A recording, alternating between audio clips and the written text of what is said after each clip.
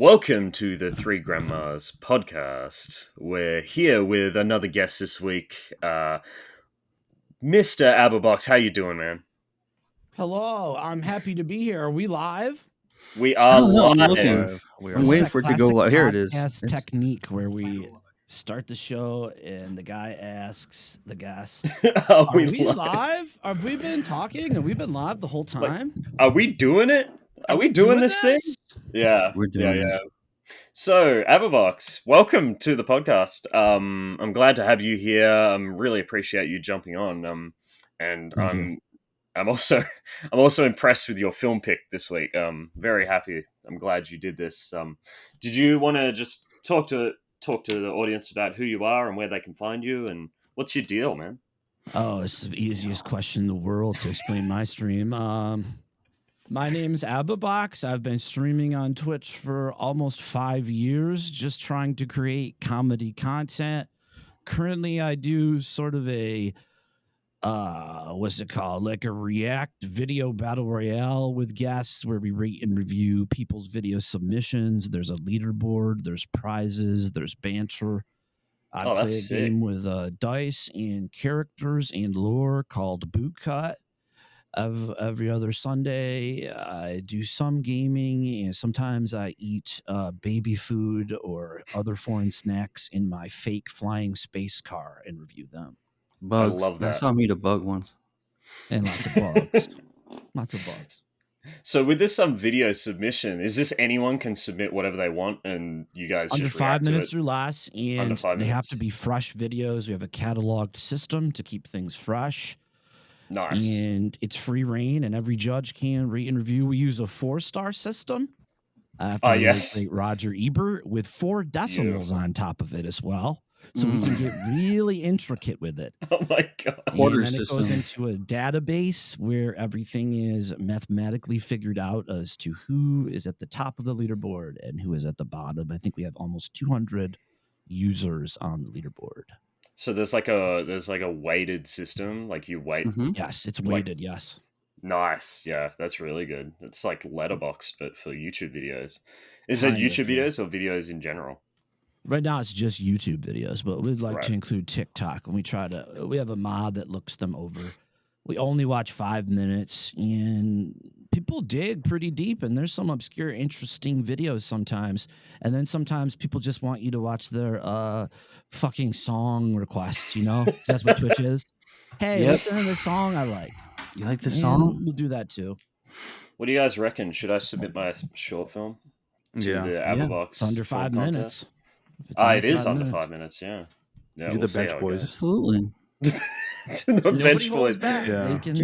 I put infinite effort in the other one that I made in an afternoon. Bench boys. JC, you're a very good editor. You should submit it. Thank you. Your commitment to actually wearing a wig and grandma glasses for a podcast called Three Grandmas Yapping About Movies is highly commendable. That's what I said. Yes, I think the others should follow you. One does already look like a grandma pretty much. So I am a grandpa. I am the original grandma. I'm their grandmother in true life, in real life. Already as a grandma. I literally made myself look like the logo that we've got up here. Mm-hmm. I decided I had to look like the logo, otherwise what's the point? What's the point? I'm with it. I'm not committed to you get in the character. Who came up with the name of the show, JC? I forget. I think it was a team effort. Okay. It was a team effort. I think we all came up with it.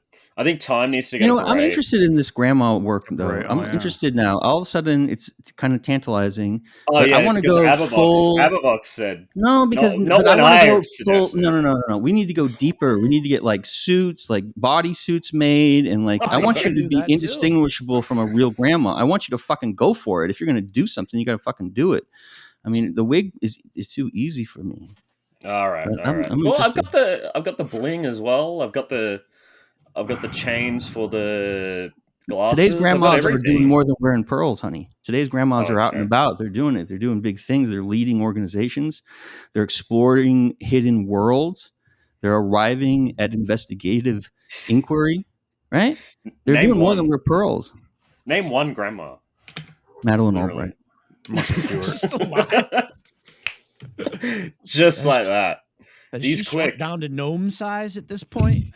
She's like a pocket State Department. You could put it in your pocket and take her with you. Little baby. Take her to the fucking Belarus and negotiate an arms treaty. You know what I'm saying? Take her out. Take her out. What a drop, Madeline Albright. Shout out. I don't know if she's on. You know what? She passed away 2 years ago. So okay, I'm sorry to the Albrights. We miss you. We miss you, Madeline. So I think we should talk about the film now that you picked. Do you want to intro it, Abbabox, like the film that you picked for this week? I have been on a journey of discovering Hong Kong cinema.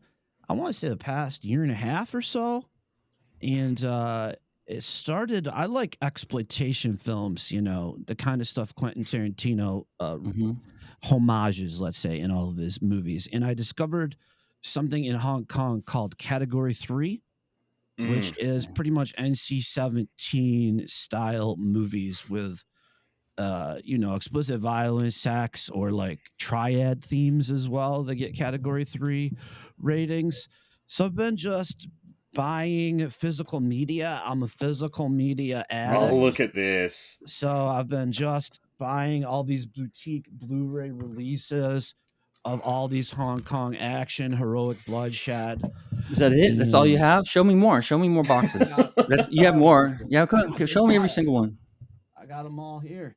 Collection of Category 3 from Vinegar. Okay, that's one. All right, 2. All right, you're up to 8. Direct from Hong Kong. That's beautiful. That's another Category 3 movie. Look at the gorgeous box art. I miss physical media. Calamity of Snakes. Magic Crystal. But during this journey, I saw Kung Fu Hustle in the movie theater, and I didn't know much about it other than I saw Shaolin Soccer and thought it was really fun. And kind of forgot about it. And then recently I watched it on a plane and it blew me away. And then I went down a journey of watching other Stephen Chow movies that are available in America for release, or I could find with subtitles on Daily Motion. There's a lot of stuff on Daily Motion, Or Internet Archive is great too. Internet Archive has a lot of great. There's some stuff on there. It's no longer 70s and 80s. It's no longer. Aren't they shutting down? Aren't they shutting that down? No. It's Or are they shutting down Wayback Machine? It's been hacked. Who hacks it? Who has time to hack the Internet Archive? It must have been done by Warner Brothers or some shit. I mean, that's dirty, dog. Like, what information can they release? Internet Archive, it's literally the stupidest thing. It's like hacking a fucking public library. Library. So stupid. The stuff surrounding it right now. There is a great amount of lost, call and exploitation in Hong Kong cinema on there. I don't know if they're getting shut down or just getting legal threats from big corporate America. Yeah, absolutely. When I think of Hong Kong cinema, I think of stuff like Chungking Express and In the Mood for Love, which are some of my favorite, just like visual films of all time. I haven't really gotten into Category 3, and I'm just wondering, is Category 3 similar to Mole Tao, which is what the genre that this film? That's Cantonese like wordplay, kind of weird slapstick that. There's a lot of that in this. The problem with Mole Tao is it's a lot of wordplay with Cantonese based on the tones, right? So certain words will sound like other words, and then it's got kind of wacky non sequiturs and stuff like that. Category 3 is some really like one of the most infamous ones, Untold Story with Anthony Wong. It's like they roughly base it on a true story of this guy who killed a family that owned a restaurant, Untold Story, and then ground up the family and served them and pretended that they owned the restaurant. And they made a very epic exploitation film about that, which Anthony Wong won a Hong Kong Academy Award for a Category 3 film. Nice. Yeah. So like I know about Chungking Express and the artsy good stuff. I go for the nasty, well-made, weird stuff more than, and that's just the way I've been for years now. I like to watch movies that are let's just say they're not masterpieces, but they got a lot of interesting stuff to dissect and a lot to learn from. That's kind of my bread and butter. Awesome. I mean, Beautiful. the last film that we watched was I Saw the Devil, which I think, I mean, I'm not sure if I I've never can. seen that. Yeah, Oh, I mean, yeah. it's a Korean thriller. A And I banger. found that I mean, I didn't love it. I liked it. But I Here we found that go. we're not going No, we're over it gonna yet. relitigate I Saw the Devil right now Please for the next no. hour and a half. I haven't gotten But into much Korean cinema, but I heard that it's It's popping. It's like North the Korean South is Korean, banging too. This uh, is South Korean though. The South best Korean. movies are from South Korea though. You have to check them out. South Korean cinema. I Amazing didn't even know stuff. North Korea has cinema. Really? Oh, Yeah, they but do. Yeah, yeah. that had a lot of like gratuitous violence and some sadistic stuff in it. That like Mhm. the end part like was almost like a saw trap. It's Mhm. really good. I wasn't sure if you'd seen it before, but I kind of want to understand Category 3 if it kind of compares to that sort of. Is it meant to be I could get into gratuitous? like Is it bloody as they're like full bloody, on they're stabbing, sexual, body there's horror?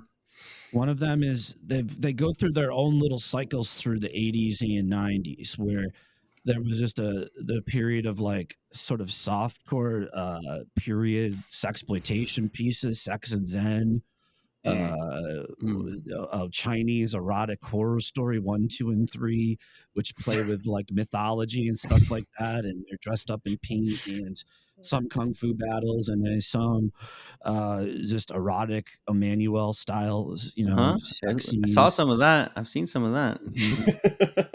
I'm sure you have. No, it's wild. People don't even know that this stuff is available, though, and I think people would be really interested because it's really beautifully made art. At the end of the day, no matter the subject, I mean, it Mm. is softcore stuff, but it's just got a different highlight on it because it's coming from a different culture. So it's really cool.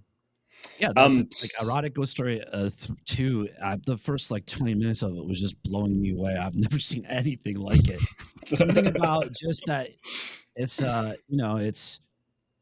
it's so out of pocket for me and my experiences to see other cinemas from other lands and their own mythology and what they work with can be just mind blowing in its own way. And category, like, I just want to be clear for the audience, like Kung Fu Hustle doesn't fall into Category 3. Am I correct? I don't think I probably was Category 2. So it's like Category 1, 2, and 3. I think 1 would be like G, and 2 would be like PG-13, and 3 is like NC-17. So Okay. it kind of became the sensation where people were trying to one up what these Category 3 movies could do and get away with, and it I Right. guess became kind of midnight showing sensations. Ooh, we got to go see the new Category 3. Some new outrageous movie about I don't even know if you want me to get into it. Red Yeah, to right, Kill. right. Red to Kill is about a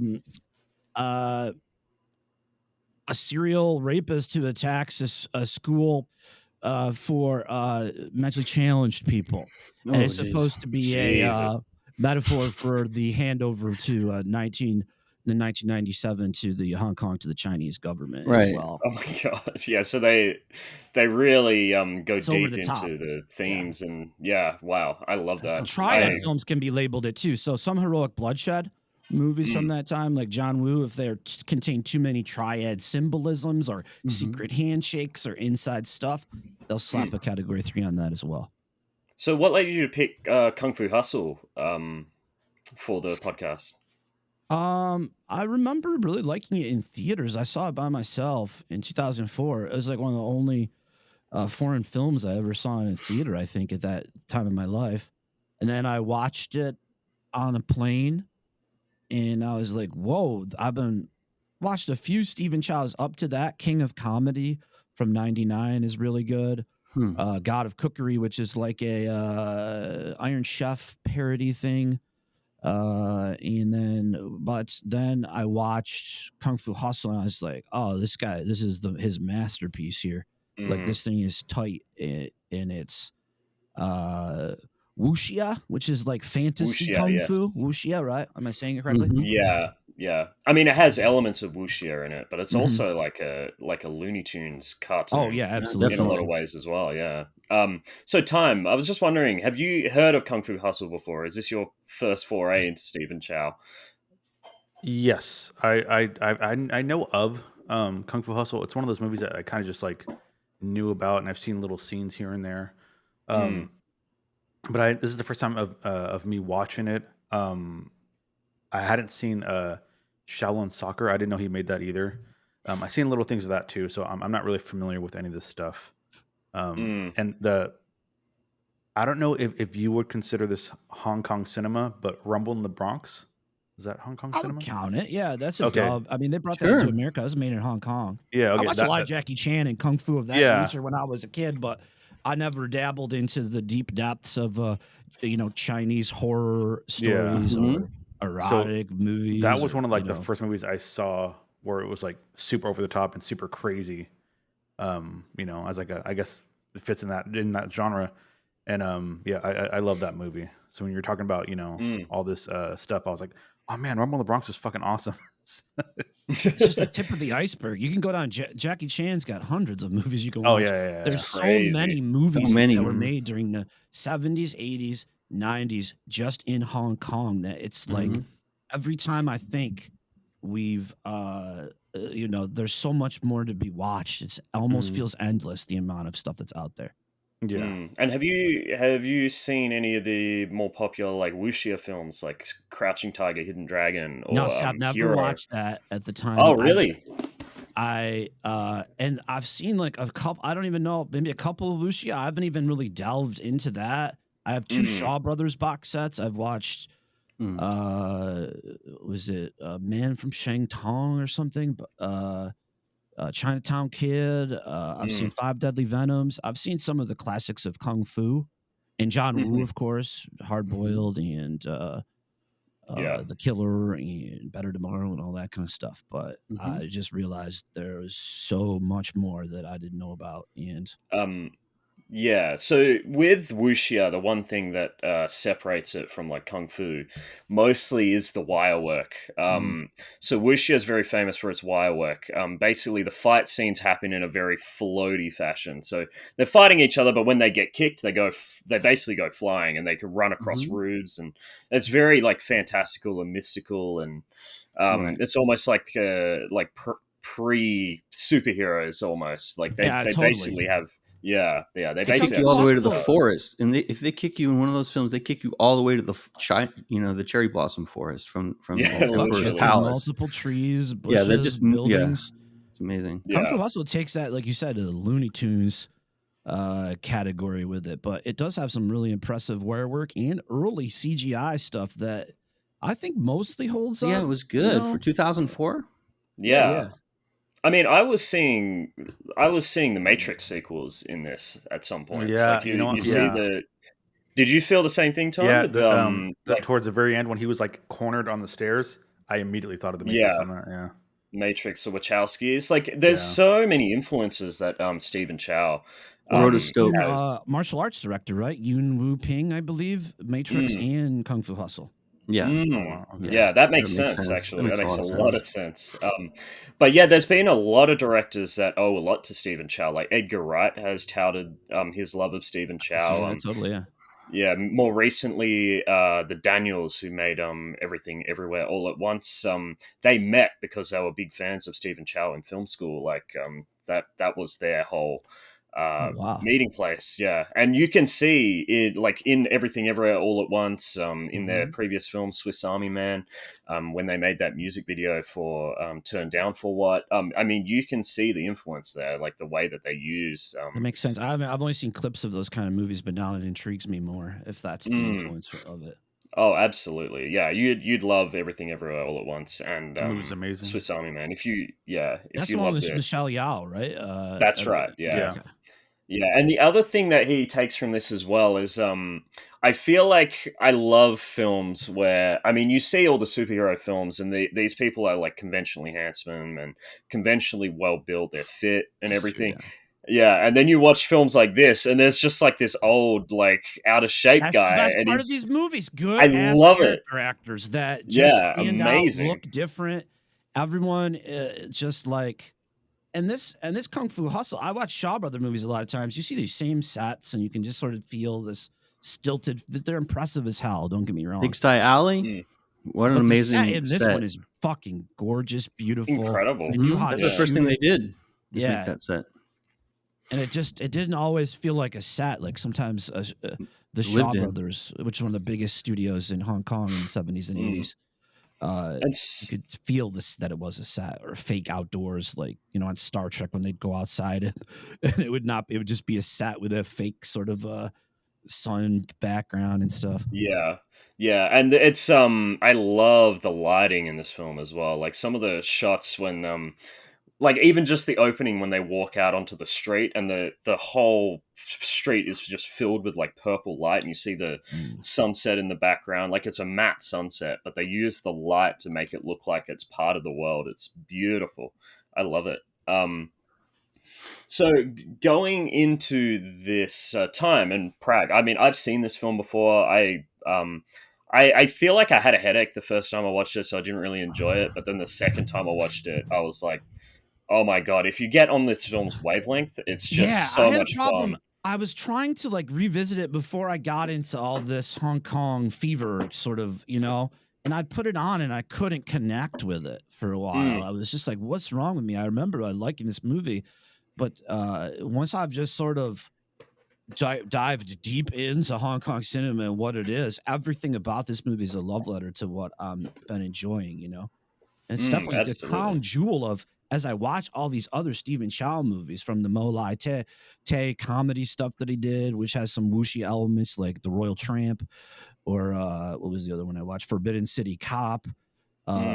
Once we can see the increments to just master level shit. Yeah. Even I like Journey to the West was pretty good too. I enjoyed the first one of that. So I know that Time's favorite film, or one of his favorite films, is Scott Pilgrim versus the World. I know he's a big fan of Edgar Wright. I like that. And I was wondering, Time, watching this, did you enjoy the film? And secondly, did you see a lot of influence in Edgar Wright's work watching Kung Fu Hustle? Yeah, I think I saw a lot of like, again, I'm not sure of like the correct terminology or whatever, but like the framing shots or the establishing shots, a lot of like the when they were just like walking and kind of just like stuff like that, it definitely gave me like that's where he took this from. But as far as the movie, I did not like this movie. Oh no! Really? And then I mean, I felt the same way when nobody asked you if you liked it yet. That's not talk about the end. Boring movie. I just asked him if he liked it. God, Abbabox, get ready. Boring? No. This is what happens. Really boring. So buckle up, Abba. This is my life. The action in this movie was top notch. It was super fun to watch. The fight scenes, everything was cool. But everything outside of that was just incredibly boring. But it's 90% of the movie is the fighting. I mean, it's boring. It's like it's so different and alien to my everyday consciousness that it's very stimulating. How could it? It's like, what does boring mean? See, this is the problem. I don't know what your definition of boring is, but to me, it's a spectacle from beginning to end. The stories didn't seem to make any sense for me. It's kind of fair. There's also a really shoot-in love story part that just doesn't make any sense. The love story thing was just like super shoot-in. Oh yeah. That was clunky as fuck. The love story was at clunky, the very end. But they're appealing to a Mandarin audience too, because it's a Chinese and a Hong Kong duo film, and they need that folk magic, right? Because there's a lot of like folk story stuff that they weave in, because that's what the general audience likes over there, man. It feels like to me, Stephen Chow had just recently watched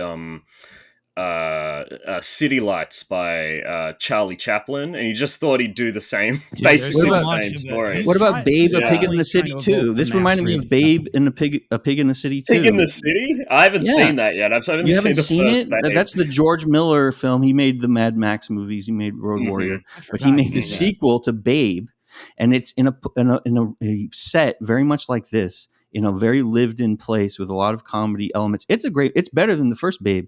And people think that I'm fronting it. It's not just a kids movie. It's a really complicated movie because he's one of the great directors, you know? Yeah, so I recommend people absolutely. see Babe, a Pig in the City too.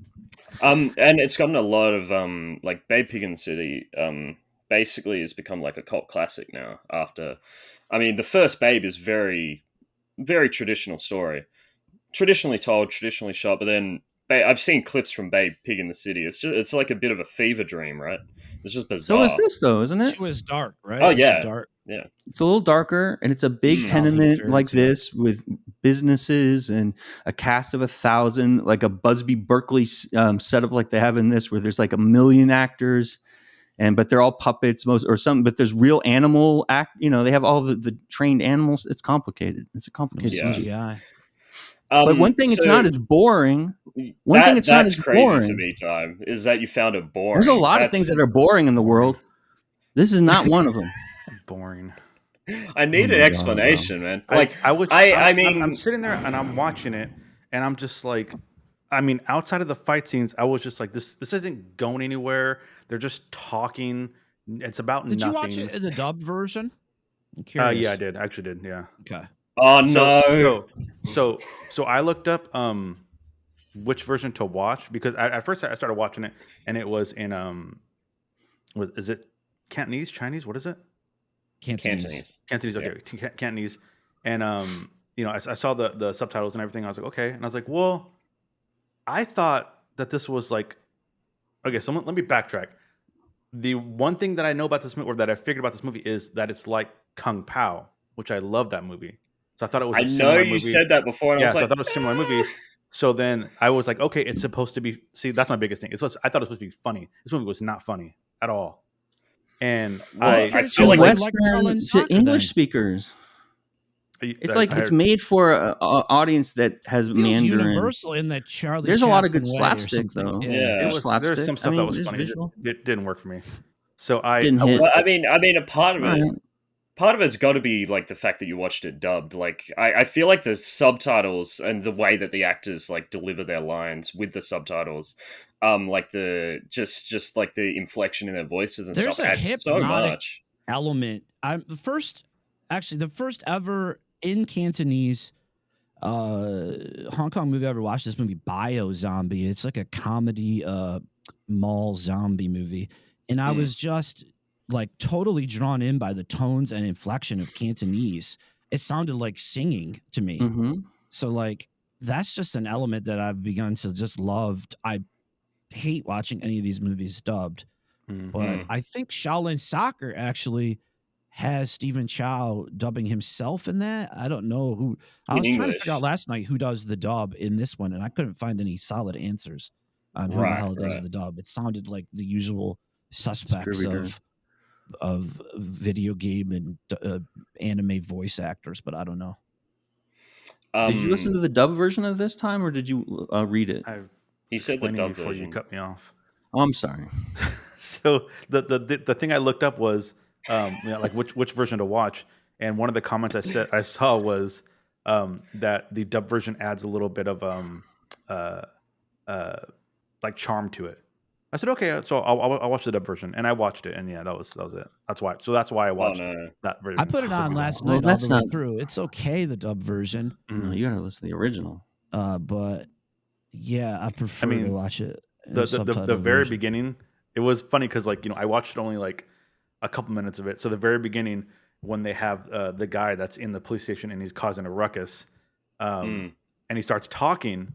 His voice in Cantonese is like very like imposing and like mean spirited, and then in the dub version it's very different. So it was like high. Yeah, it was like jarring to switch over. I was like, he doesn't seem like that.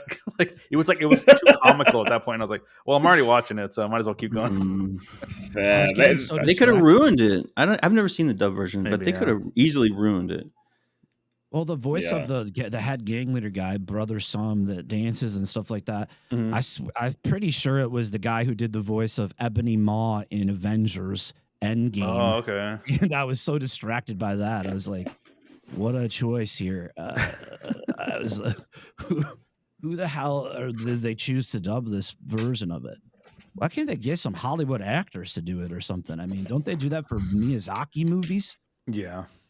Yeah. I don't get it. Maybe it's a distribution thing, or they don't want to really dub it wanna at all, pay. and the distributor makes them do it, and then they get some fucking outfit that doesn't do it. They do it cheap. I don't know. Probably. I felt like the gags in this were visual and mostly about the concept of where they were living and the situations were Yeah. like, it's I mean, like, I oh, it's funny love that the all the- landlady is good at kung fu. It's funny that the tailor. It's very like Three Penny Opera, like overt caricatures. It's very operatic setup, Yeah. right? And It's I think funny this that the movie's like, beast is just a guy sitting on the toilet taking yeah, a shit, like right. And stuff it's like like that. he said it's an homage to the films that he grew up with, right? Where Mm. where the characters are like very plain and easy to understand because it's like coming from a tradition of stage theater where you know who the characters are, you know who the main characters are, and many setups. And then I think there was a lot of visual stuff that I enjoyed in this stuff. Like they had that giant iron traffic signal because it takes place in Shanghai in 1940, right? And then they have all they have the fight in there and all the pounded out fists and stuff was interesting. They had like a lot of visual interesting stuff like that. And I thought it's not a kind of like roll on the floor laugh kind of comedy. I was It's more of chuckling like consistently. Just I'm like enjoying the spectacle, but it puts a smile on my face. Yeah, It makes me smile the whole time. There were a couple times where I was like, oh, okay. It just made me like, happy. Did you hate that Looney Tunes chase scene? Like when they're running in the air? God, that was like, so did that stupid. really affect? Like, that was it was That was Sonic. it. I knew it. No, that hold was it. Hold on. It was stupid and like, what are we doing here? But then it was also funny at the same time too. Okay. Especially when like they hit the corner and like their bodies are obviously not real, but it's like they were like drawn and they were just like were turned sideways, but they were still running straight up. So the best way to use CGI So good. in the typical Looney Tunes fashion. So the one problem that I had throughout this entire movie was, and I think maybe that's why I didn't enjoy it as much, is I didn't know who to root for. You know, like you have the main character who is Stephen Chow. That's the guy. And he's an arsehole the whole film. Yeah. So it's him. It's not Why do you need somebody to root for? He changes. He metamorphosizes, and then he's your hero. So, when finally he. Well, obviously he's the main It's character. his hero's and journey. You see him, and then he just there's nothing He's on a about him that's journey. interesting. He's just like the comical relief. And then at some point he joins like the Axe Gang, and then it's like, okay, he'll turn, I guess, and then. And you don't like the landlady to start off with, but then and it's just like so. It was so many different characters, and then all of a sudden he's like the best thing in the world, and it's like, okay, I guess he's seeking his destiny, and he hadn't met his fucking master yet. And when he finally defeats his master, he didn't earn it. Elevates. He unlocks it. He didn't earn any of it. You unlock it through a process of grinding. You don't unlock it in one battle. That's not how anything to grind XP it. What are you works. talking about? That's not how DLC works. Yeah, I'm going to agree with Time here. He doesn't do any. He doesn't do any work to get his. Like he just unlocks his genetic. He finally has some compassion during the fight scene with the landlord. At the very end, and he hits the beast on the head, and then there's a good little gag where he's getting his fucking face pounded in, which was the best. A little piece of stick. The shit. And that was had the laugh best. At that. It was shot so fucking well as he has that little stick and hits this guy that they've elevated so high as the nastiest dude you've ever seen. Which, by the way, is an old kung fu guy from the 70s that was Stephen Chow's favorite. And he came back for this, right? And he came back after like an absence of like 10, 15 years or something like that. Just for this role. I was looking at his thing. It was like 1977 was his previous film, and then this one. So he came right off the street in great shape, ready to battle. I mean, he did a wonderful job. And the scenes are hilarious. Yeah, just the right in the head. I've watched a lot of kung fu movies where you follow bad dudes doing bad stuff, or a good dude stuck in bed, like a lot of undercover Serpico stuff and shit where like this guy goes undercover in the triad, slowly becomes corrupted, you think he's totally gone, and then at the end the twist happens where he comes back to the light side, right? So I feel like sometimes maybe some of these tropes for me or people that have watched a lot of these movies, we let it slide more because we kind of know that that's a trope. Hong Kong maybe more of a Hong Kong central trope. I don't know. It becomes part of the charm, right? Yeah. It becomes a part of the recipe. An interesting thing happened when I was watching this film. I watched this with my brother, who's a lot younger than me. He's about 13. He's in high school. And we were watching it, and we were both laughing watching it. And like I was laughing it because I was enjoying it. I thought it was hilarious, and I thought he was too. But then about 20 minutes in, he got up. He's like, "Yeah, I'm going to bed. I don't want to watch this anymore." I'm like, "What? I thought you were loving it. I thought we were laughing at this." And he's like, "No, this is so stupid. I don't want to watch." I'm like, what? And he's like, "You're laughing at it because it's stupid." I'm like, "No, I'm laughing at it because it's fucking sick." And I feel like there's a disconnect between how some people watch cinema and how other people watch cinema. I feel like there's some people who are who will laugh at something and be entertained, but they don't like to feel silly as an audience member. And there's a really great critic I'm a big fan of called Film Crit Hulk. That's his like pseudonym. For a long time, he used to write all his reviews in like all caps because he's meant to be the Hulk, but he doesn't do that anymore. He just uses the moniker Film Crit Hulk. But he'd go on. Yeah, for real. His persona was that he's a film critic, but he's also the Hulk, like the Incredible Hulk. Sick, of course, naturally. But a lot of typos or no? Like does Bruce of, Banner? He used to have a lot of typos. Yeah. Does Bruce Banner do reviews sometimes, or just straight up Hulk in it? It's just always Hulk. But Red Hulk ever? But his reviews were always like super long, and he'd go in depth into how audiences like react to films. He'd talk about like themes in depth, and I've found a lot of great appreciation for a lot of films that I previously didn't like because of him, like the way that he writes his films. And he made this long article about the way that, or like the clear disconnect between audiences that feel okay with feeling silly and audiences that don't. And it's a lot of the reason why there's some films that get critically panned by people who don't like to feel silly. Is that what's going on with you? You're not going to be silly Billy for me? I like being silly. I feel like it well, I feel like reading that unlocked a lot of enjoyment for films that I previously wouldn't. I remember he made a whole article about MacGyver, not MacGyver, the other one, MacGruber. That's the one, MacGruber. I like that movie a lot too. That movie's amazing. Yeah. And he was talking about how if you don't get on that film's wavelength from the get-go, you're just not going to enjoy it. It's a vibe check. Lean in. If you're already leaning out and you're like, I only like the action parts, and you're leaning out on everything else, that's going to be the experience, I assume. You got to plug into the environment. Exactly. And I think it's very telling about a lot of the film. I'm trying to think of another film that was like that. I know a lot of people didn't like The Last Jedi for a lot of reasons. Oh God, terrible! I mean, I love that film. Is that the last one? Is that the final one? That's the second last one. The second one. I just didn't feel like they had any cohesion with what they were doing with those. That's all. That's another episode. I had good intentions with that third trilogy, but all right, we'll continue with this. That's another episode. But I'm just trying to think of another film that he was talking about where it was like this. The only one I can think of is MacGruber. But yeah, because a lot of people hated that film when it first came out, and it's become like a little bit of a cult classic now because people have gotten onto the wavelength of what it was trying to do. And I'm just wondering, Time, do you feel like that might be what's happened here? Like you feel no, you don't. He's going to resist. He's going to resist you trying to help him find the analysis. I think if you have to read something or go off of someone else's notes or their work to appreciate a movie from that you've seen already and you didn't appreciate the first time, I think that movie sucked in general. Well, that's not how I feel. Like that's not really what happened. I didn't read an article. If the movie can't stand on its own, sorry. Well, I didn't read an article about Kung Fu. And that's a personal attack. That's a personal attack. I read an article. So I read an article that expanded my horizons on how I should approach films, and then I ended up enjoying this. Like, I mean, it's not just that one article.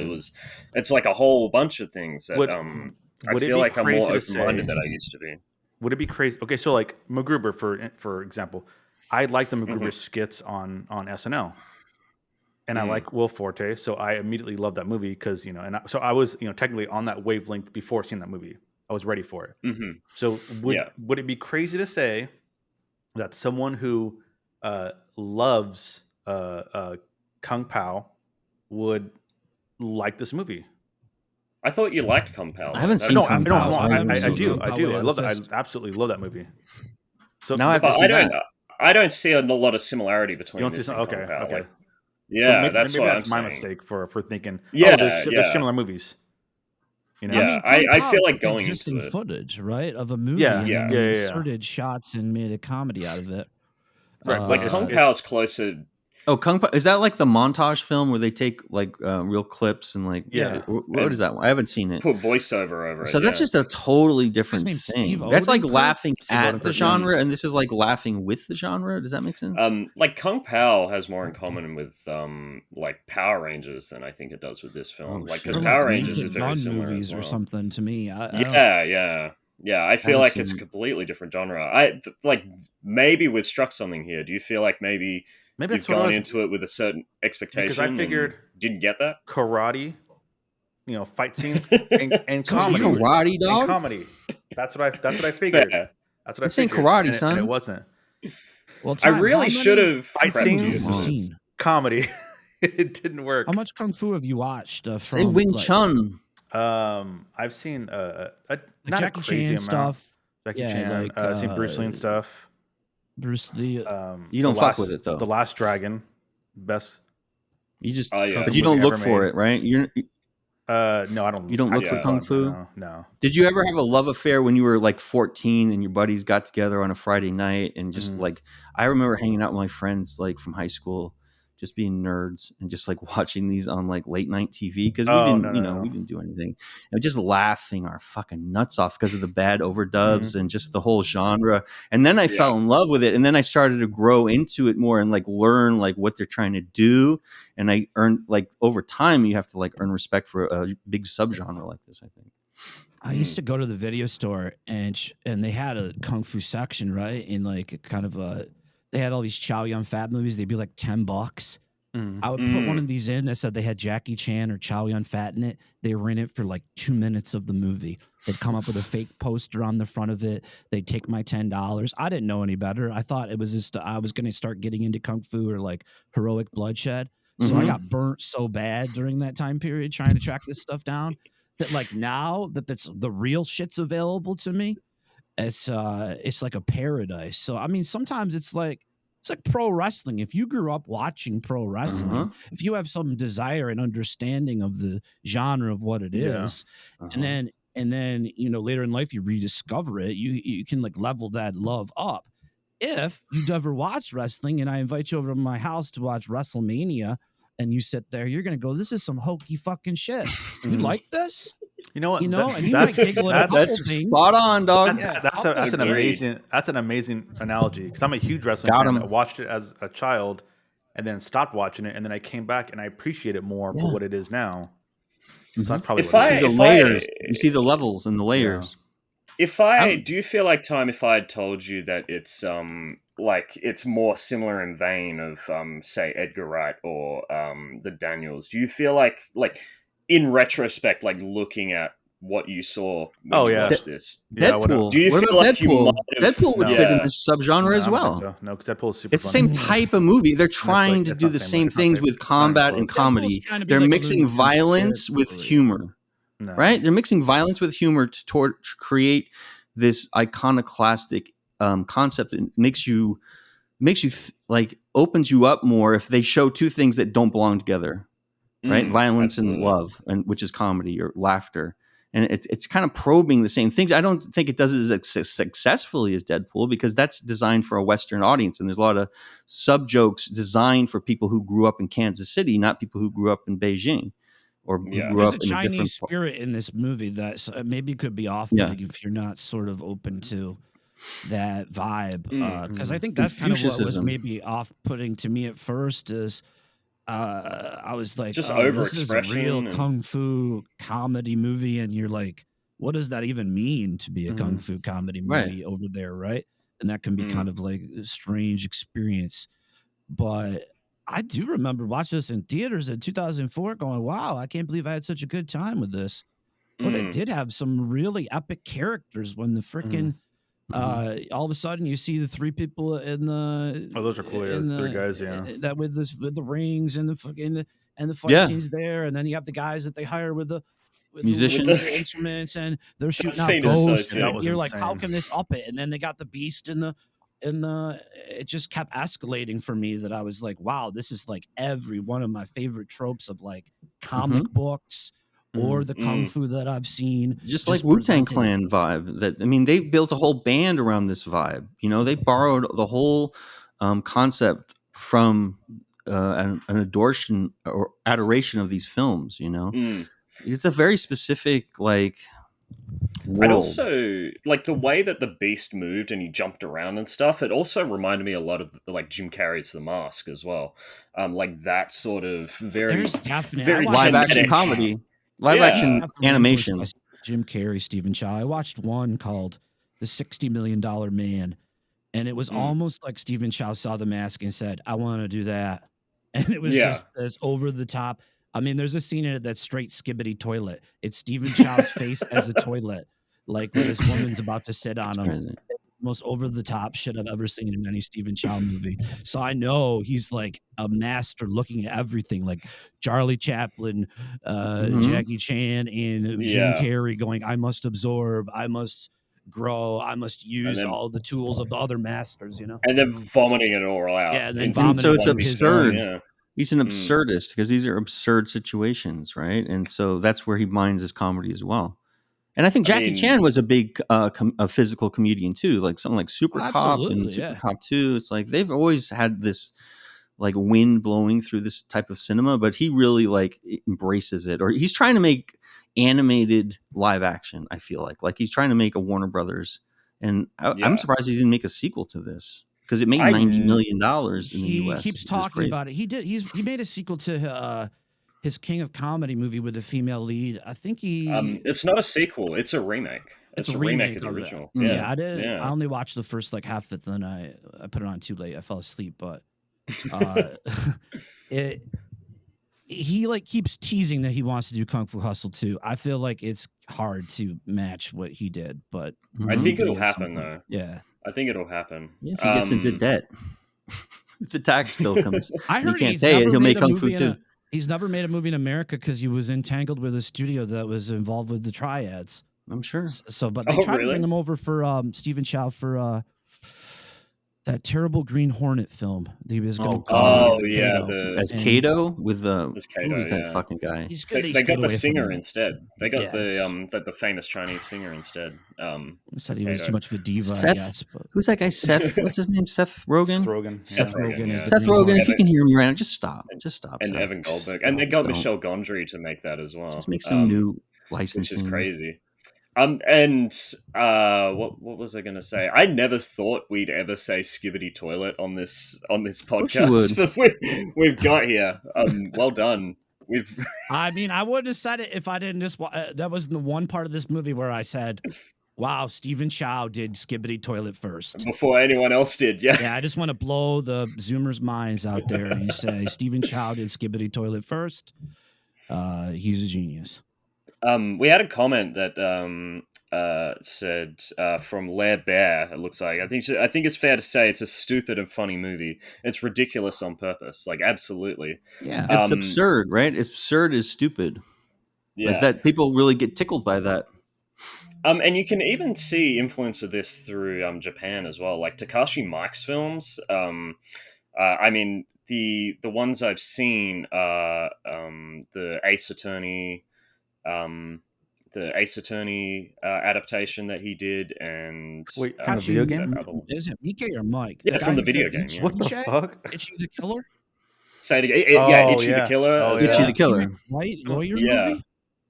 Man, he went mainstream with some of I have to see that. I didn't know about that. Yeah. He made an adaptation. Is it good? Ace Attorney. Yeah, I loved it. Shit. But it's absurd like this, like just like the way he uses like cartoony. yeah, the way he uses like cartoon graphics and stuff is very just very visually uh comedic. Like the way things enter frame and exit frame, everything. Like you can see the influence, and I feel like they influence each other because they basically created films in the same sort of time frame. I didn't know that he did. And they grow as filmmakers. Yeah. I saw that some of his stuff was getting more mainstream. His directorial stuff. It's interesting that he did an Ace Attorney movie. I had no He idea. did an Ace Attorney movie, I yeah, had no and it's idea about good. that. I love it. Intrigue. I'm just trying to remember the other film he did, like it's super pink. It's about a girl. She's a superhero. She wears pink. It's The screenshot I'm looking at of Ace Attorney is ridiculous. Do It has you want to Phoenix pull it up? Wright. Share it. I know. Do you want to share your screen? Hideki Anno did this live action version of this anime called Cutie Honey. That's kind Oh, of that's what I'm thinking of. It's kind of yeah, like I this a think little bit too. It does the best with the kind of limited budget it has in the CGI, but That's This. great. That is ridiculous. it is amazing. That is It's so good. So stupid. And it's so funny. The guy on the right who plays Ace Attorney, when his hair like turns, the back like wiggles. It's so funny because it's just hairspray, right? So the back of it just like wiggles in spot. It's hilarious. That is ridiculous. Let's try and oh make my sure the Ace God. Attorney fans are happy with Oh yeah. It's like the Wolverine hair. You got to get the Ace Attorney hair right or something. I'm a big I'm a big Ace Attorney fan. Ace Attorney head. I'm an Ace Attorney head. Yeah, big fan. I love all those games like Ace Attorney and Professor Layton, all of those and that sort Probably of. not as good as the Full Metal Alchemist live action movie. I haven't seen it. I haven't seen that. Is that supposed to be? Is it good? It's crazy. It's crazy that they In a adapted good an anime. It's cool that that they made it live action. That's pretty much it. It's Okay, I never okay. feel fun like to they have watch. a big enough budget for these Yeah. things. These live action anime adaptations in Japan, I always feel like they have to be sort of smart with their budgets to sort Yeah. of It's get like a around porno those level. ones. Like Right? the Yeah. The story budget of a is porn. different. The acting is okay. The visual effects are pretty cool, but it's just seeing something that cool that was an anime in live action. Yeah. That's like Reduced. that's more awesome than anything else. Were you a fan of the One Piece live action? I liked it. Yeah, I enjoyed it as I well. thought it was a pretty good adaptation.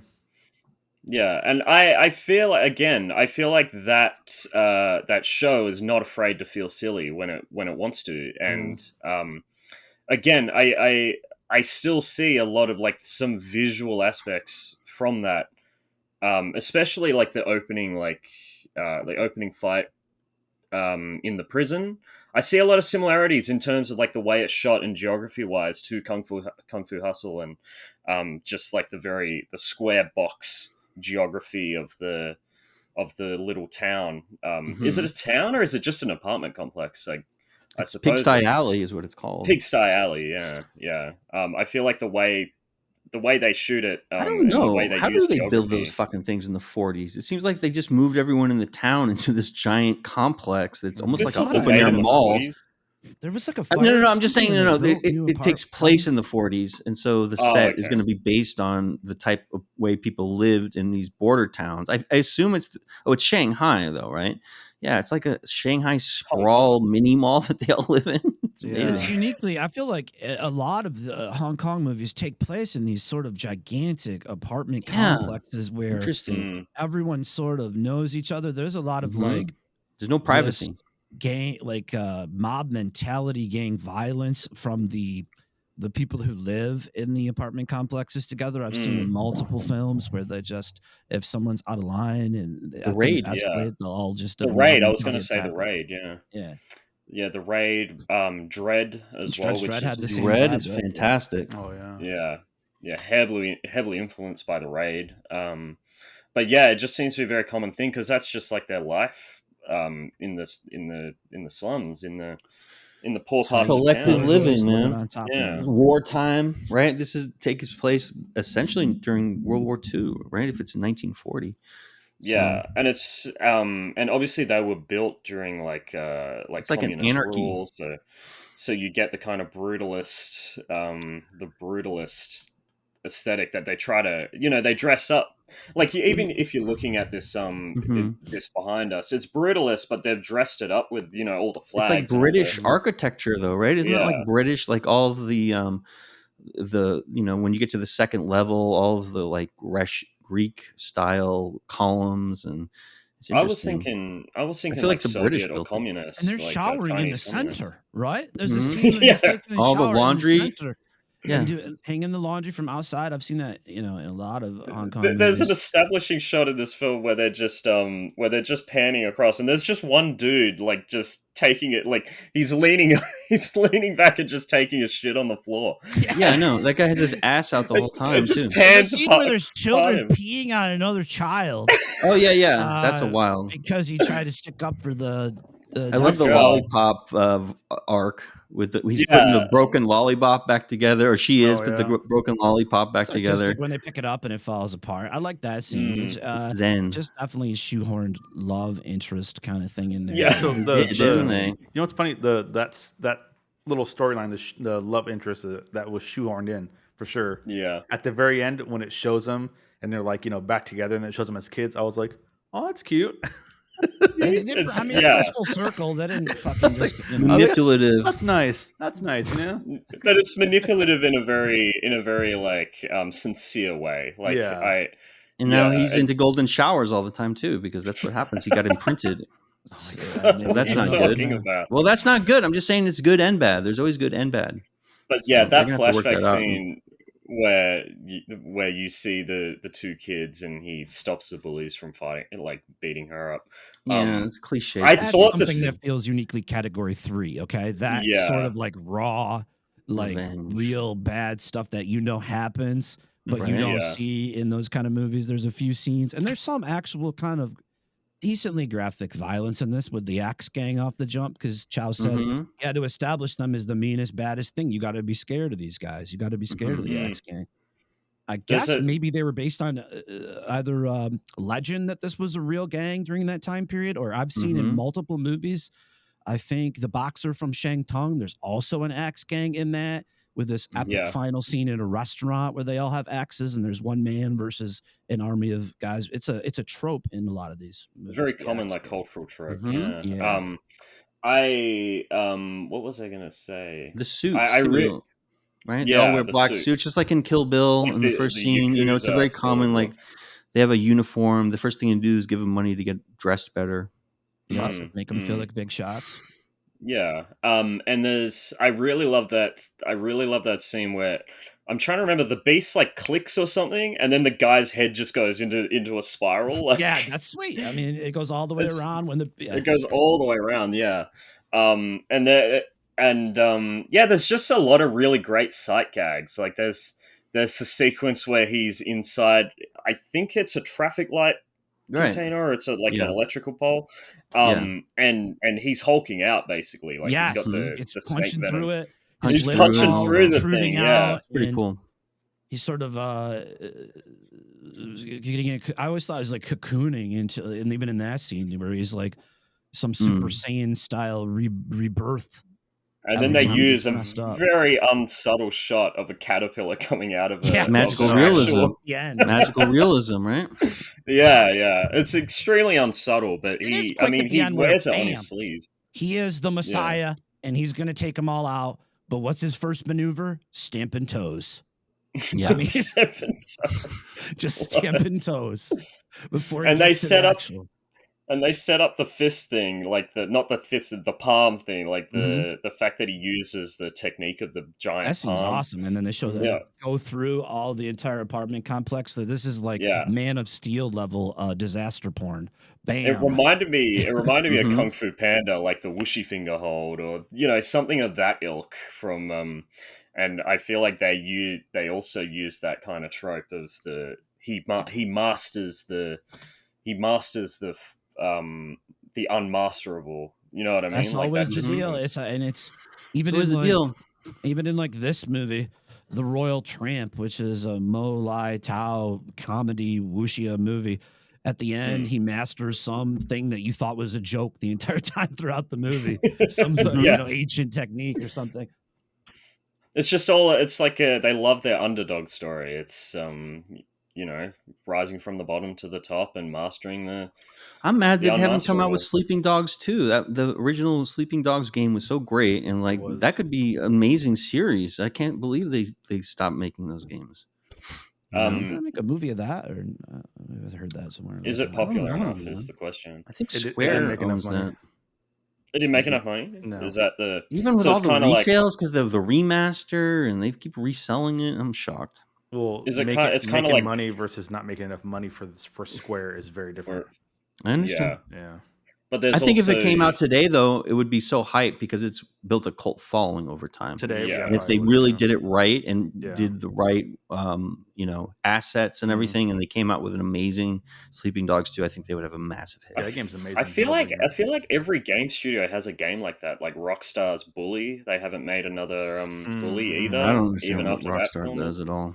And then they ruined GTA when they came out with that, with the remakes, the remasters, right? They don't work very well. Yeah, you're talking about the trilogy. Yeah. Trilogy, yeah, awful. How did we get to this from Kung Fu Hustle? Sleeping Underdogs. Dogs. I mean, I suppose Sleeping Dogs. Yeah, Yeah, there's a path. Don't worry. You're a big video game fan, Abbabox. You play a lot of games on stream as well. I play a lot of on stream. I play some wrestling games.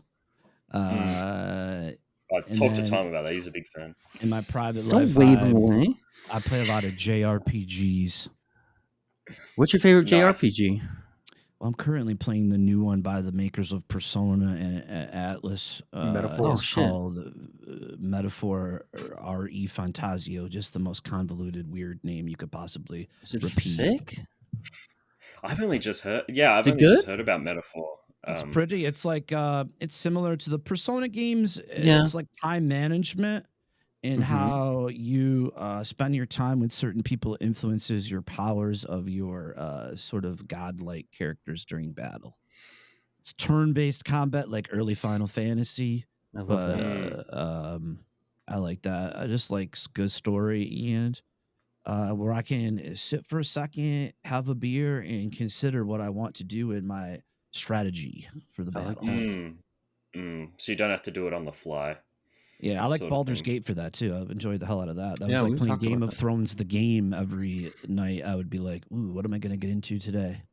Yeah, I gotta play Decisions that. in games. I love making decisions as long as they really Affect everything. everything. Yeah. And sometimes I play those Telltale games, and I'm like, did anything I do make any damn real influence this whole time? Yeah. Like Sometimes. Yeah, sometimes. and I feel like not those enough. games are kind of like an illusion. You know, they give you the illusion of control, The and rails. they only really work if you don't replay them. Because if you replay them, then And you you notice see. all the cracks, all the seams. Until but I know- Dawn I mean- tries to do that. Yeah, I don't know if you ever too. played Until Dawn. Is that one of the? There was like a series of these games where it's like very cinematic, and you It's have to the make first quick one that choices. started it. That's the first one they did. The other ones are Yeah. kind of Yeah. schlocky, but this one Dawn- was really well made. I played one Yeah, with I've only just Ellen started Page. playing. I forget what it's called though. Oh, Yeah. you're thinking of like Between Two Souls and Oh yeah, Yeah. Heavy those French Rain. ones. Heavy Yeah, Rain is what I was Rain. thinking of. Sorry, those kind of Yeah, games. yeah. Detroit Become Human. I played a little was bit of a that. banger. Yeah.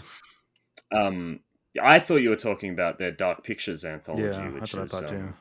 yeah, That company's supposed to which make I- a Star Wars game like that. The company Were in they? Detroit that becomes human. Yeah, I thought they Oh, were okay. developing it. I hope that happens because I just really love those types of games. Yeah. Telltale's obviously like the one that broke the mold, or not broke the mold, but broke through with The Walking Dead Narrative games. Yeah. Yeah.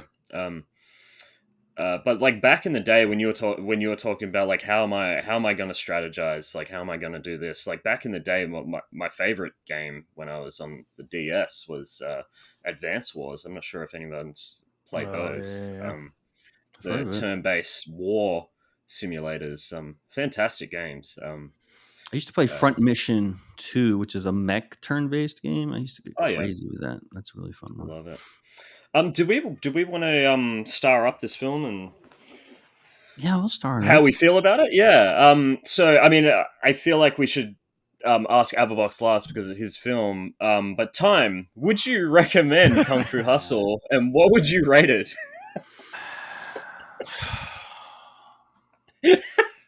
Will you just watch Shaolin Soccer, and then if I'll you watch hate it. that too, you I'll never watch it. watch any more of these movies? This is his game, though. Now he wants you to convince him, and now he's in there. That's So not you know my now game. he's What are going you to pull on talking you like a about? string, and you're like, If he doesn't oh, like now Shaolin yeah, you Soccer, should then try I to know get yeah. that this is I'll not watch an Shaolin avenue he Soccer. needs to go down I'll watch again, Shaolin and that's Soccer. fine by me. Yeah, but that's I- what this podcast is all about. I appreciate the movie Yeah. for what it was and what it was trying to do. Mhm. So I'll give it a 60. I'll give it a 70. I'll give it a 70. A 70. I'll give it a Wow. 70 Okay. because I really like the fight scenes and the action like a lot. And that's about 70% of the film, right? Pretty much, yeah. So, kind Makes of sense. Makes sense. makes 70's not a sense. bad review. Um, 70 is pretty good.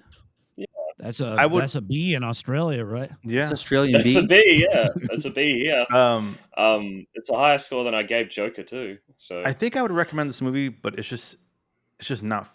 I feel like this movie isn't for me. You know what I mean? Mhm. right, That's fair. But Fair. I don't think it's a bad movie. It just wasn't for me.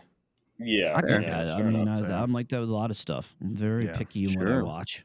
Sure. Pragpro, would you recommend Kung Fu Hustle? What would you rate it? Yeah, I mean, I hadn't seen it, so I was delighted that I got to see it with fresh eyes. I've heard about it for years. I don't know why I never got around to it. It's probably been on my queue. It's probably at position 338 on a queue of 1,000 or something, and so it gets Man. lost. But I had a lot of fun watching it, and I liked the sense of place that it had. That it felt like in its own time, and the pigsty alley, and all the character tropes. And I enjoyed it. I just, I could turn my brain off, get lost in it. And I kind of try to play these movies like, what if I'm just an observer in the street of this giant kaleidoscope that's going on around me? And I try to just try to observe it, and then think about it later. Because if you think about it too much while you're watching it, then the jokes are not going to hit because you're going to not be vulnerable to them.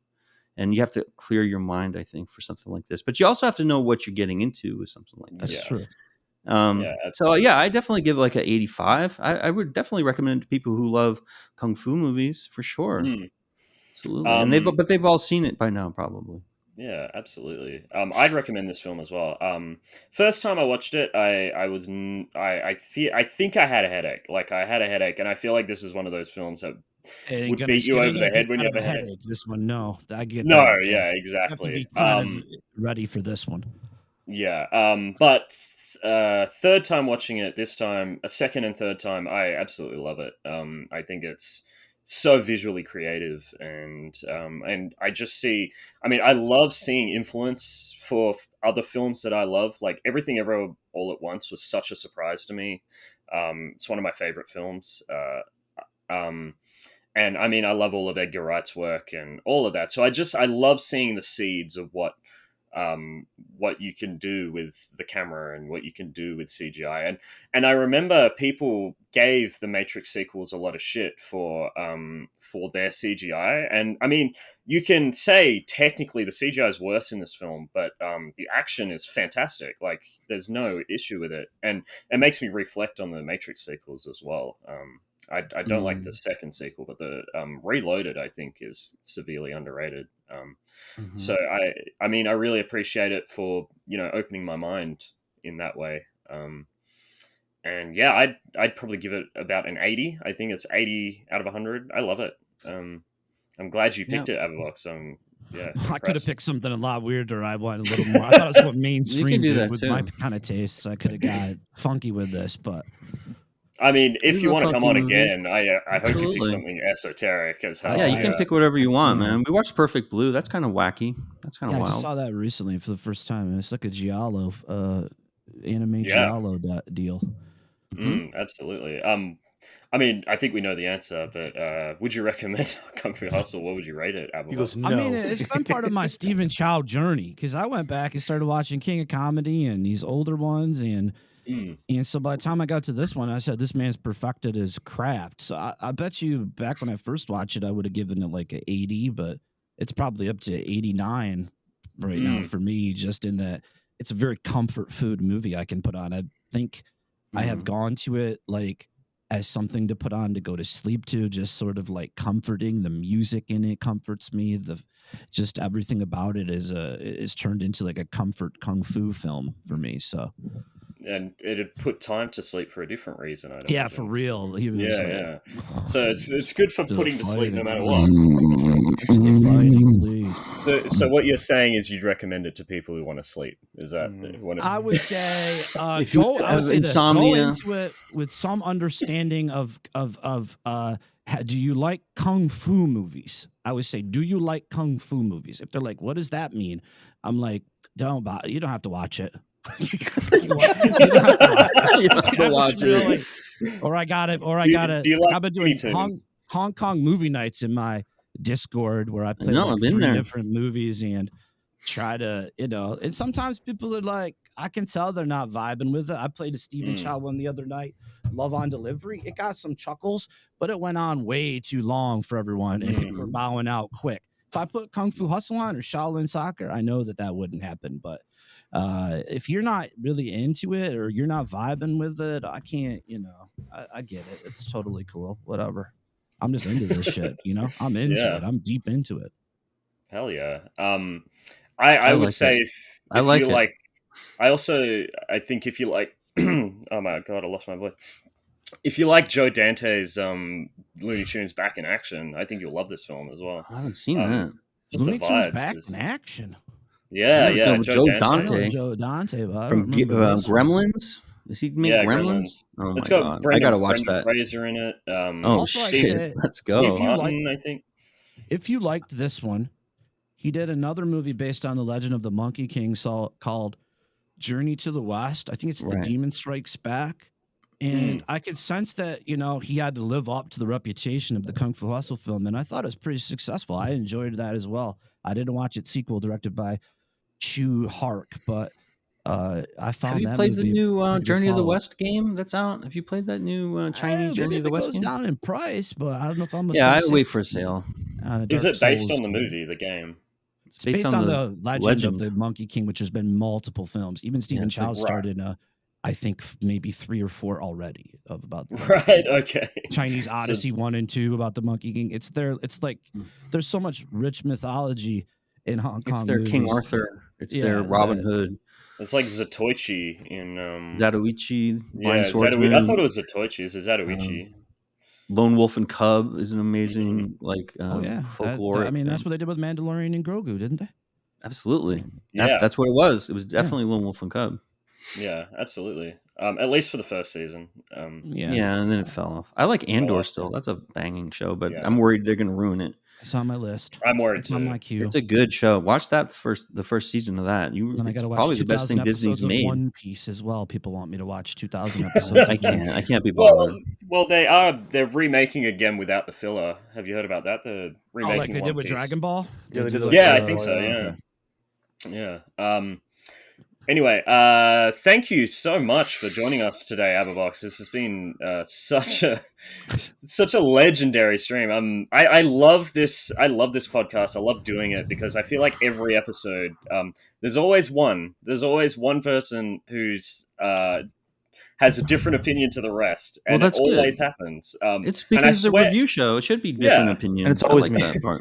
This time, no, it's not always you, time, but Well, this that's time the it was character time. that you play on Well, the show. I It's saw the always me. devil. It was me. I feel like No, it was Grizzly Prag. Man. It was Prag. You want to for talk us about for the Grizzly Oh, Man? yeah, no, it Sometime- was Abba, have you Prag. seen It was Grizzly Prag. Man? Abba, have you seen No, Grizzly I have Man? not seen Oh Grizzly my Man. God. Don't bother. See Grizzly Man. It's the I best legit film ever fell asleep I made. in would the movie. recommend seeing I Grizzly fell Man. Please asleep see in it. Please see it, Abba. Yeah. Don't listen to these guys. It's He gave Werner Amadeus Herzog. a 50 one night. I've seen He gave Cocaine the Bear. movie Yeah. It's kinda Amadeus like that, 50. right? Yeah, I fell asleep in Cocaine the Bear movie. sucked, or whatever. I didn't it see was. Cocaine Bear. Oh, that's Yeah, a I documentary. Grizzly Man's a documentary by Werner Herzog about a guy who gets too close to the bears as a naturalist. I've heard and of he this get- film. Yeah, I've heard of this It's one's it's an classic. interesting film. So where can everyone find you, Abbabox? Plug your Twitch.tv/Abbabox. Right after this, I'll be going live, downloading any creator wrestler in WWE. I don't care. I don't care who they are. I've got Jeffrey Epstein. I've got Kamala Harris. I've got P. Diddy in a Nice. towel. And we'll Oh, be shit. wrestling them all for channel points. And I'll be doing commentary. How accurate are they to the real people? Like how close do Kamala they get? didn't look half bad. Sometimes with the lady wrestlers, like it's there's a Dolly Parton one that really looks like she's in clown makeup when you get her in the ring. Like, Oh, not Dolly! Don't do Dolly dirty. She's everyone's favorite. It's hard. I mean, it's hard to out get them here. right, but it's getting better and better. A lot of people put a lot of time in making these things, so I just like to they download do? them and have fun with it. That sounds Do you have any socials? Do you have a YouTube channel? I do. It's Abbabox on YouTube too. There's some stuff there, mostly shorts now. I'm not really super good at pumping out the content. I got a TikTok that's Abbabox too, and I'm on Instagram as Abbabox TV. That I do plug into weekly. My schedule's there. I do a video schedule and just a like a picture schedule, PNG schedule every week. I'm a schedule streamer. Will you come back? Will you come back and do another review? If I do, this one's gonna be controversial. What I make you watch this next time. I'm looking forward to it. Okay, make it controversial. I want that. I try to watch. Where was that movie I wanted to watch? Nymphomaniac by Lars von Trier. Yeah, I almost suggested it's on Netflix. Salo, 120 days. I need to watch that still. I won't. Yeah. It won't be Cannibal Holocaust level, but it will be something that you'll never forget if I choose something. One day I'll force time to watch a Serbian film. It's going to happen. I'm afraid to watch it. Out of those kind of movies, that did not work on me. Cannibal Holocaust is still maybe a once a year watch because I still think it is. And you thought that I Saw the Devil was so exploitive, but then Serbian whatever the fuck is like literally exploitive for the point of being exploitive. No, but it has a point. Like I watched that film and I feel like the themes are all very cohesive, very well told. Okay. I enjoy that film. Like Human Centipede.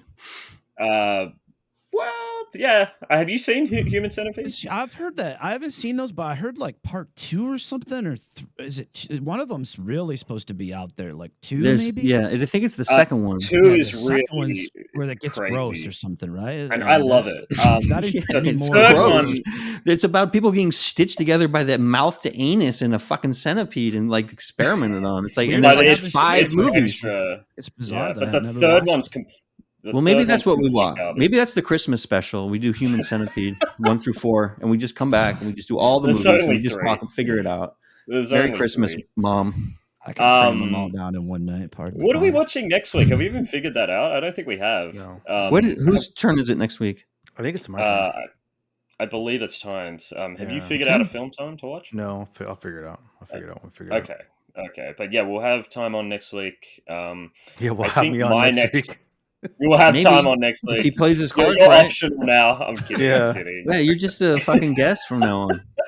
Yeah. But I think my next slotted time I'm going to give to Dark BMX's. I'll let him come on and we have to watch Titanic.